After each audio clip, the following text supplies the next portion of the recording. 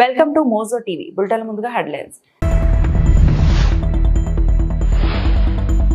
జనసేన పదవి బాధ్యత కార్యక్రమంలో పవన్ కళ్యాణ్ కీలక వ్యాఖ్యలు.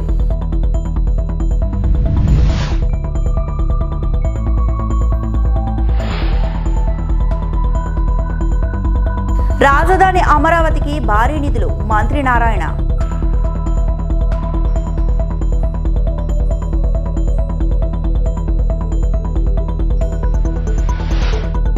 సింహాచల ఆలయాన్ని సందర్శించిన భారత మహిళా క్రికెట్ జట్టు.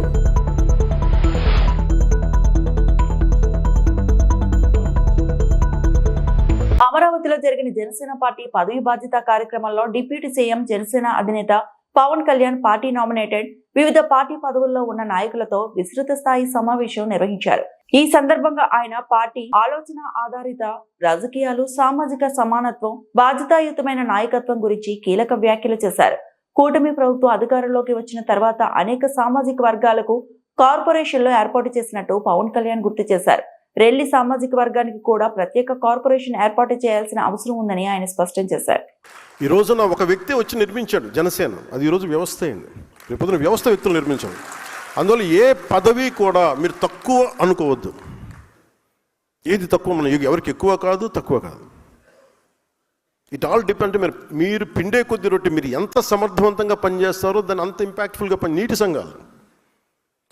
సంఘాలు మీరు పని చేయాలంటే మీరు ఎంత ఉందో మీకు పని చేయడానికి. రైతు కన్నీరు తొడవగలరు మీరు.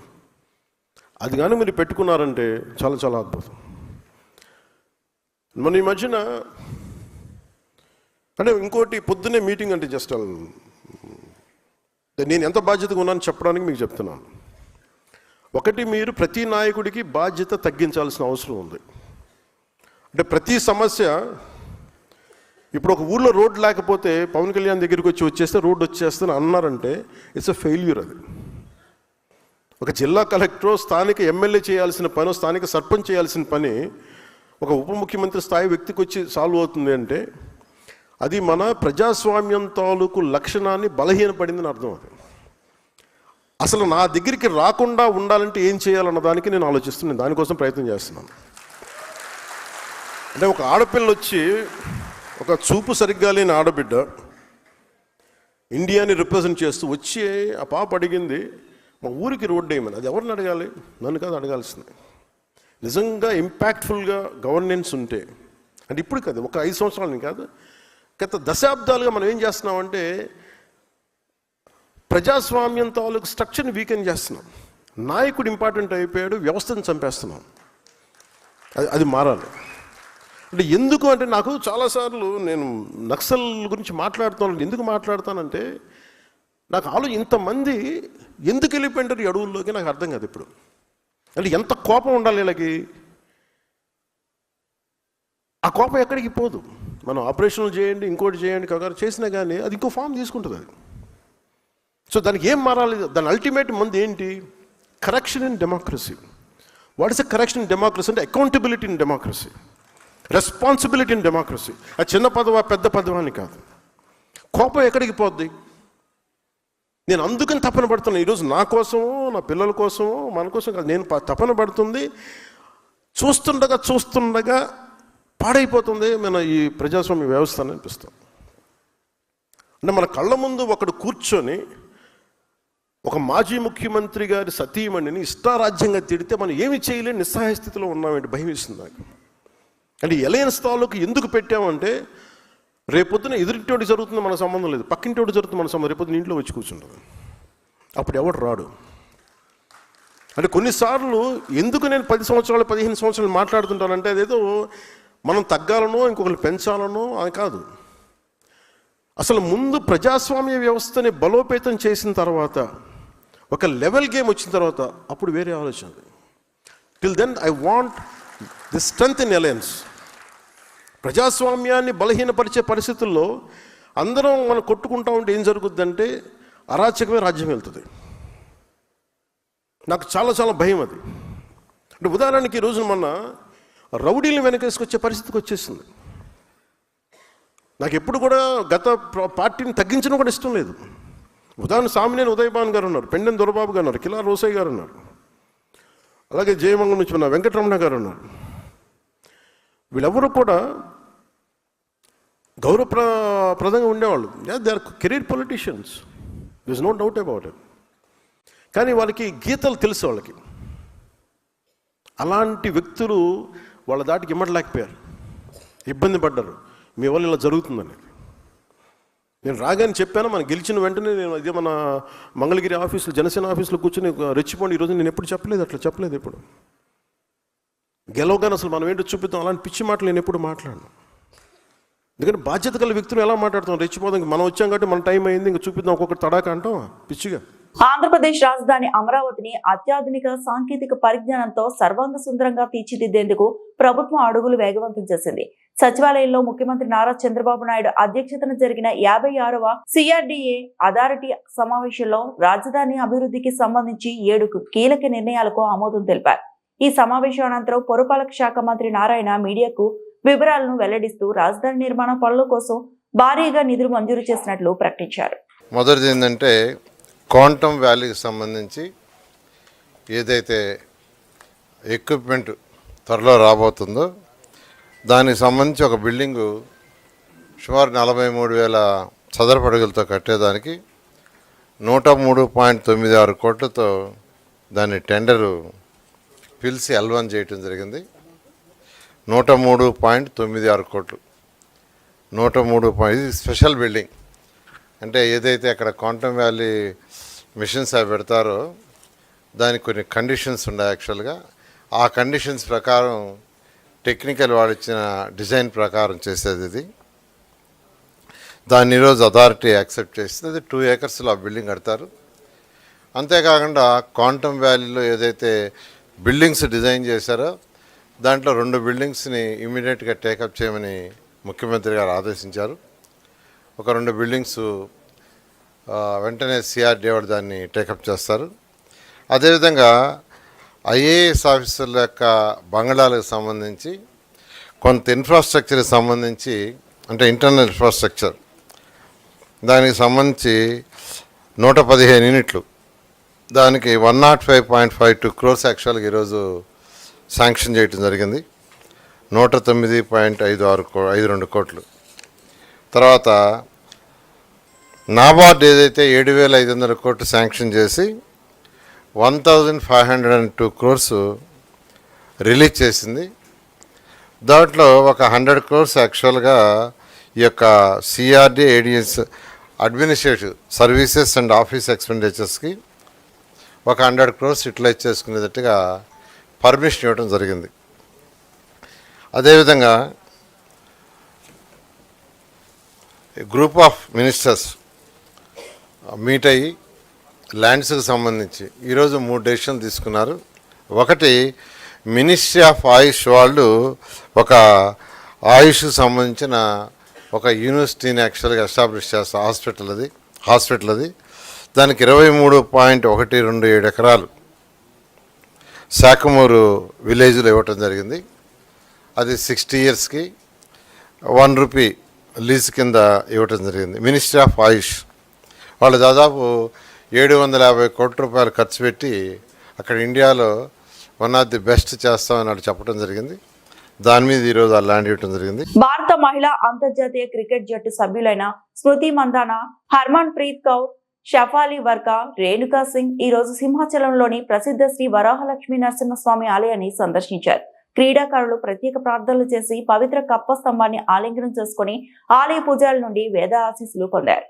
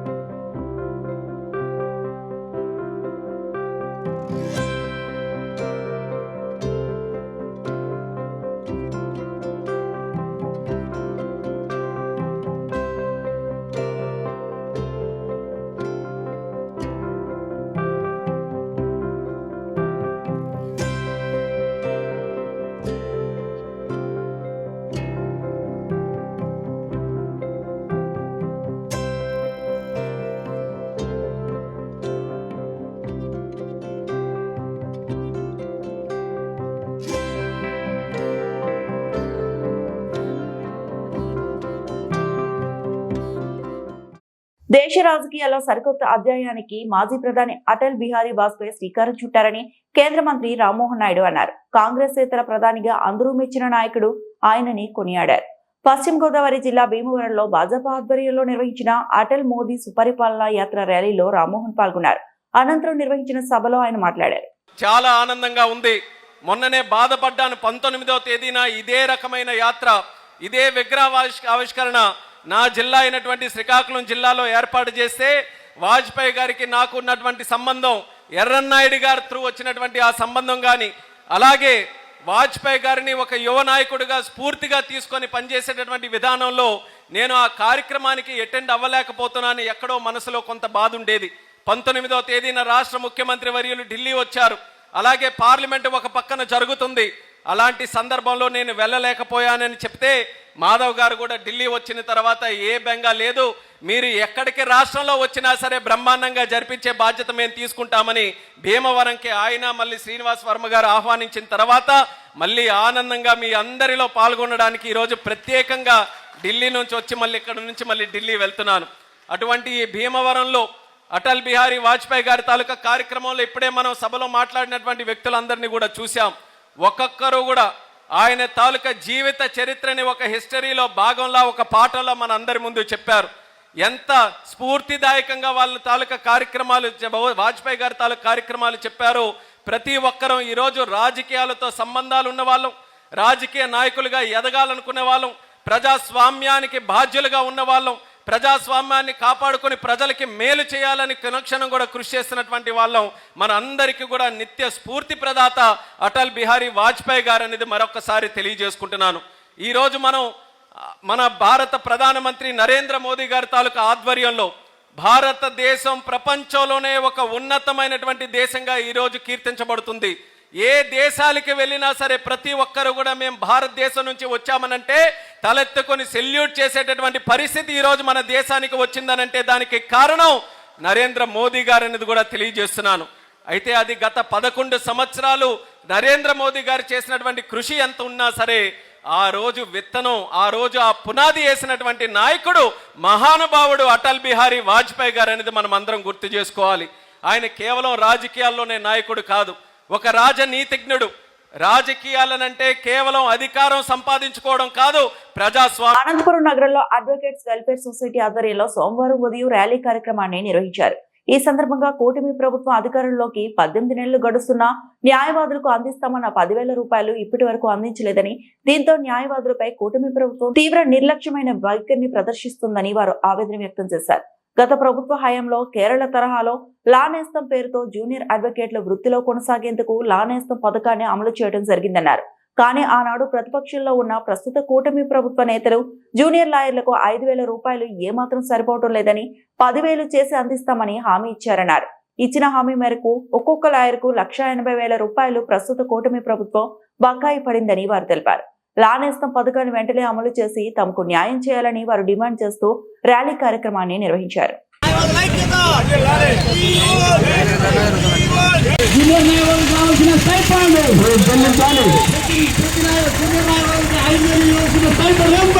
అనంతపురం అడ్వకేట్స్ వెల్ఫేర్ సొసైటీ ఆధ్వర్యంలో వివిధ న్యాయవాద సంఘాలు, అనంతపురం బార్ అసోసియేషన్ యొక్క మద్దతుతో జూనియర్ న్యాయవాదులకు లానేస్తమైనటువంటి పథకాన్ని గతంలో అమలులో ఉండేది. ఎన్రోల్ అయినటువంటి 3 సంవత్సరాల వరకు ఆర్థిక పరిపుష్టి కొరకు ఈ యొక్క పథకాన్ని ప్రారంభించడం జరిగింది. కేరళ రాష్ట్రం తర్వాత ఆంధ్రప్రదేశ్లో దీన్ని అమలు చేస్తున్నటువంటి సందర్భంలో ప్రస్తుత ప్రభుత్వం మరి ప్రతిపక్షంలో ఉన్నప్పుడు ఎన్నికలకు ముందు 5,000 అయితే జూనియర్ న్యాయవాదులకు సరిపోదు, మరి 10,000 రూపాయలు మేము అధికారంలోకి వస్తే ఇస్తామని చెప్పేసి హామీ ఇవ్వడం జరిగింది. కానీ ఈరోజు 5,000 పథకాన్ని కూడా పూర్తిగా బంద్ చేసి అలాగే 10,000 రూపాయల పథకం ఇప్పటి వరకు అమలు చేయనందున జూనియర్ న్యాయవాదులకు లానేస్తం పథకం ఏదైతే ఉందో దాన్ని తక్షణమే అమలు చేయాలని చెప్పేసి ఈరోజు అన్ని మన న్యాయవాద సంఘాలు, బార్ అసోసియేషన్ మళ్ళీ అందరి సహకారంతో ఈరోజు ఈ యొక్క కార్యక్రమం నిర్వహించడం జరుగుతూ ఉంది. ముఖ్యంగా లానేస్తమైనటువంటి పథకం ఈరోజు ఎందుకు అడుగుతున్నామంటే ఈ పొద్దు మరి కోర్టులో చూస్తూ ఉంటే అనేక రకాలైనటువంటి ఇబ్బందులు ఈరోజు జూనియర్ న్యాయవాదులు ఎదుర్కొంటున్నారు. అది ముఖ్యంగా ఏదైతే వకాలత్ ఉందో అవన్నీ కూడా పోలీసులు వాళ్ళకి నచ్చినటువంటి కొంతమందికే వాటిని రెఫర్ చేస్తూ ఒక మాఫియాగా తయారైపోయి జూనియర్ న్యాయవాదులకు నోట్లో దుమ్ము కొడతా ఉన్నారు. దీని ద్వారా జూనియర్ న్యాయవాదులు వృత్తిలోకి వచ్చి మరి జీవనం గడించడానికి కూడా ఇబ్బందులైనటువంటి పరిస్థితుల్లో మరి గ్రామీణ ప్రాంతాలకు మరి బడుగు బలహీన వర్గాలు ఈ వృత్తిలో కొనసాగలేక వెళ్ళిపోతా ఉన్నాయి. ఈ రోజు సామాన్య వ్యక్తి కూడా కూలి పనికి పోతే 500 ఉండేటువంటి పరిస్థితుల్లో ఈ రోజు మరి న్యాయవాది మరి కోర్టు వేసుకొని కోర్టులో కొన్ని సంవత్సరాల వరకు కూడా ఏమాత్రం ఆర్థికమైనటువంటి భరోసా లేకుండా మరి జీవనం సాగించడం కష్టతరంగా అయింది. ప్రభుత్వం దీన్ని ఇమ్మీడియట్ గా గుర్తించి మరి కోర్టులో ఉన్నటువంటి అనేక కష్ట నష్టాల వల్ల జూనియర్ న్యాయవాదులు వృత్తిలోకి రానటువంటి పరిస్థితులు ఉన్నాయి. కాబట్టి లానేస్తాన్ని తక్షణమే అమలు చేసి వాళ్ళు ఎలక్షన్ కంటే ముందు ఇచ్చినటువంటి హామీ మేరకు లానేస్తం పథకాన్ని రాష్ట్ర ప్రభుత్వము బేషరతుగా వెంటనే ప్రారంభించి జూనియర్లకు న్యాయం చేయాలని, అలాగే 18 నెలల నుంచి పెండింగ్ లో ఉన్నటువంటి బకాయిలను కూడా జూనియర్ న్యాయవాదులకు చెల్లించి న్యాయం చేయాలని చెప్పేసి ఈ రోజు రాష్ట్ర ప్రభుత్వాన్ని అనంతపురం అడ్వకేట్స్ వెల్ఫేర్ సొసైటీ మరియు వివిధ ప్రజా సంఘాలు న్యాయవాద సంఘాలన్నీ కూడా ఈ వేదిక ద్వారా డిమాండ్ చేస్తా ఉన్నాం. అంబేద్కర్ కోనసీమ జిల్లా ముమ్మడివరం నియోజకవర్గం కూటమి ప్రభుత్వం పంచాయతీరాజ్ వ్యవస్థను బలోపేతం చేసేందుకు పలు నూతన చర్యలను చేపట్టింది. దీనిలో భాగంగా కాట్రేనికోన మండలం బలుసుతిప్ప, కొత్తపాలెం, నీలరేవు, మగసానితిప్ప కలిసి ఒక పంచాయతీగా ఉండేవి. దీనివల్ల ఏ పని కావాల్సిన బలుసుతిప్ప గ్రామానికి రావడానికి మిగిలిన గ్రామాలు ఇబ్బంది పడుతున్నారని బలుసుతిప్ప నుండి కొత్తపాలెం, మగసానితిప్ప, నీలరేవులను కొత్త పంచాయతీగా ఏర్పాటు చేసేందుకు గ్రామ పెద్దలు తీర్మానం చేశారు. దీనితో పరిపాలన సులభతరం అవుతుందని, చిన్న గ్రామాలు అభివృద్ధి చెందుతాయని కొత్తపాలెం గ్రామస్తులు ఆనందం వ్యక్తం చేశారు. ఈ సందర్భంగా ముఖ్యమంత్రి నారా చంద్రబాబు నాయుడికి, పవన్ కళ్యాణ్కి ప్రత్యేక అభినందనలు తెలియజేశారు. నా పేరు కాలాడి వీర్రాజు, మాది కొత్తపాలెం బ్రహ్మసమేజం పంచాయతీ. మా పంచాయతీలో కొత్తపాలెం, బలుసుతిప్ప, మగసానితిప్ప, నీలరేవు 4 గ్రామాలు కలిపి ఒక పంచాయతీగా ఉండేది. కూటమి ప్రభుత్వం పంచాయతీలు ఫైబ్రికేషన్ నిమిత్తం ఒక జీవోనిచ్చింది. ఆ జీవో ప్రకారంగా మా నీలరేవు, కొత్తపాలెం కలిసి బ్రహ్మసమేజం పంచాయతీ నుంచి విడిపోవడానికి అని చెప్పి మేము పంచాయతీ దగ్గరికి వచ్చి 4 గ్రామాల ప్రజలందరి సమక్షంలో మా పంచాయతీ విడిపోదామనే ఉద్దేశంతో మేమందరూ కూర్చొని మాట్లాడుకోవడం జరిగింది. దానికి అందరూ సుముఖంగా వ్యక్తపరిచారు. కాబట్టి నీలరేవు, కొత్తపాలెం మా 2 గ్రామాలు సపరేట్ పంచాయతీగా పెట్టుకోవడానికి మా 2 గ్రామాలు కూర్చొని ఆమోదం తెలపడం జరిగింది. ఈ పంచాయతీ విడిపోవడం వల్ల పరిపాలన వికేంద్రీకరణ జరుగుతుంది, అలాగే విలేజ్ పరంగా డెవలప్మెంట్ జరుగుతుంది అనే ఉద్దేశంతో మేము ఈ పంచాయతీ నుంచి విడిచి ప్రత్యేక పంచాయతీ ఏర్పాటు కోసం మేము ప్రయత్నం చేసాం. అది ఇవాళ ఫలించింది. ఆ తీర్మానం కూడా చేయడం జరిగింది. ఆ తీర్మానం కూడా ఉన్నతాధికారులకు పంపించాం. ఇది కూడా మా పంచాయతీ. బొబ్బిలిలో ఎస్ఆర్ షాపింగ్ మాల్ ప్రారంభించిన సినీ నటి అనసూయ మరియు మాజీ మంత్రి, ఆంధ్రప్రదేశ్ రాష్ట్ర అటవీ అభివృద్ధి కార్పొరేషన్ చైర్మన్ రావు వెంకట సుజయ్ కృష్ణ రంగారావు ఈ రోజు బొబ్బిలిలో ఎస్ఆర్ షాపింగ్ మాల్ 14వ బ్రాంచ్ ప్రారంభోత్సవ కార్యక్రమంలో ముఖ్య అతిథిగా పాల్గొని జ్యోతి వెలిగించి ఎస్ఆర్ షాపింగ్ మాల్ ప్రారంభించిన మాజీ మంత్రి, రాష్ట్ర తెలుగుదేశం పార్టీ ఉపాధ్యక్షులు, జోనల్ 2 కోఆర్డినేటర్, ఆంధ్రప్రదేశ్ రాష్ట్ర అటవీ అభివృద్ధి కార్పొరేషన్ చైర్మన్ రావు వెంకట సుజయ్ కృష్ణ రంగారావు, ఎండి గోపీనాథ్ రెడ్డి. అనసూయ మాట్లాడుతూ, నాకు రాజకీయాల్లోకి రావటం ఇష్టం లేదు, రాజకీయం గౌరవించడం మాత్రం నాకు తెలుసు, నేను ప్రజాసేవ చేయడానికి నేను ఉన్నాను అని అన్నారు. చేశాను first time my interaction with Anasuya garu. So నాకు Kalyan is my old friend. Kalyan suggest చేశాను, సార్ ఈసారి ఈ అనసూయ గారు మంచి హ్యాండ్, ఆమెతో స్టోర్ చేపిద్దామని సజెస్టెడ్. సో లెట్స్ మా కూడా రాబోయే రోజుల్లో మీ ఇంతకుముందు చెప్పుకున్నాను, we are going to Karnataka and Rayalaseema అన్ని చోట్లకి వెళ్తున్నాను. కాబట్టి మీ యొక్క సపోర్ట్ అవసరం. అలానే ఈ బ్రాండ్ ఇంతకుముందు చెప్పుకున్న ఉత్తరాంధ్రలో పుట్టిన బ్రాండ్, గాజువాకలో చిన్న షోరూమ్గా స్టార్ట్ అయిన 20 సంవత్సరాల క్రితం ఈరోజు అక్రాస్ ఆంధ్రప్రదేశ్ 14 బ్రాంచ్లు చేయగలిగినామంటే ఈ ప్రాంత ప్రజల యొక్క సపోర్ట్తో ఇంతవరకు వచ్చాం. ఇక గివింగ్ మైక్ ప్రసాద్ నన్ను ఏమన్నా యూ వాంట్ అడ్రస్. అలానే మా ఎల్డర్ బ్రదర్ ప్రసాద్ రెడ్డి గారు, one of the director, and one more director Keshav Reddy గారు, ఈ పర్చేసింగ్ డైరెక్టర్. కార్తిక్ గారు మీకు పరిచయం చేయాల్సిన అవసరం లేదు, అండ్ ఉదయ్ ఈజ్ మా chief operating officer. So directly I'm hand over the mic to the Anasuya గారు.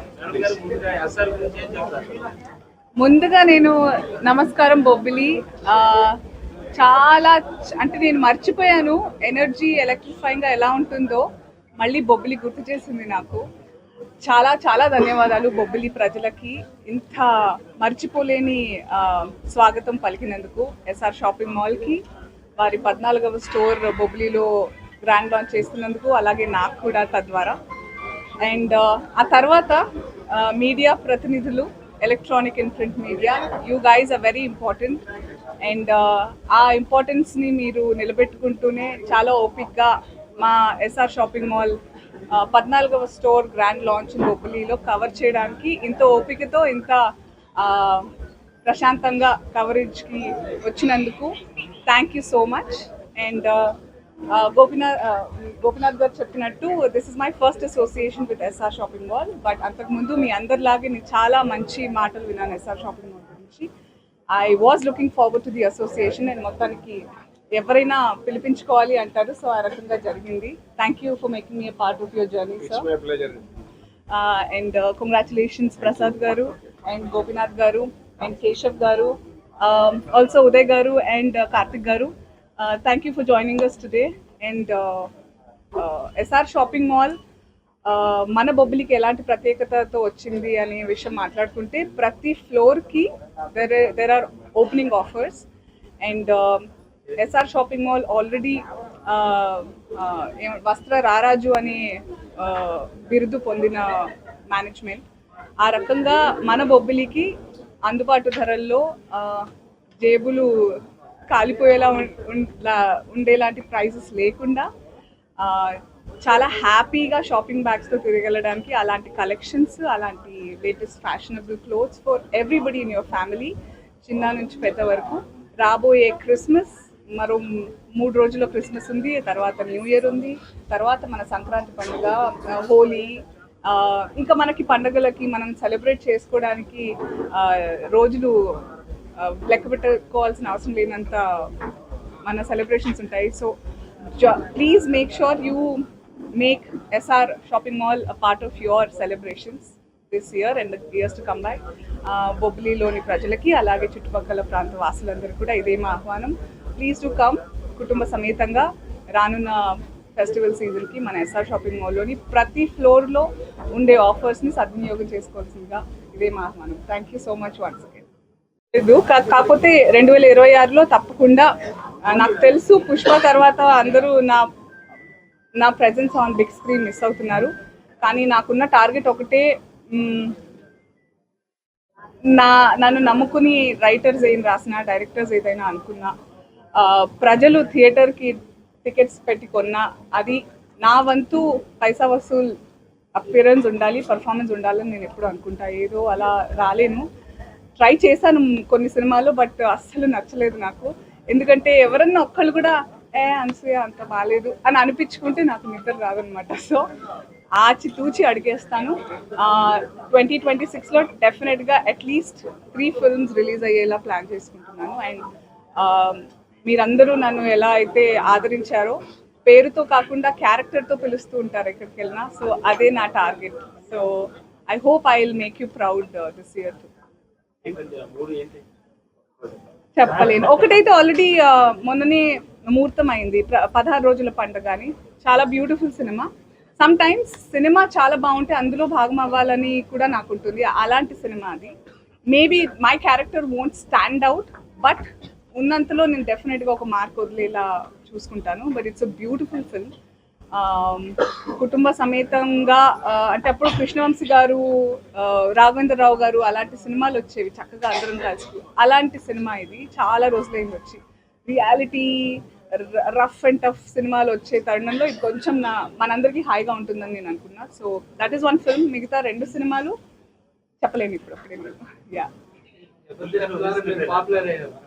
సార్.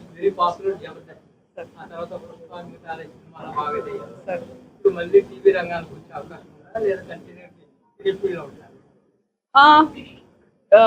ఇప్పుడు ఏంటంటే నాకు ఈ వార్తలు ఇంతటితో సమాప్తం.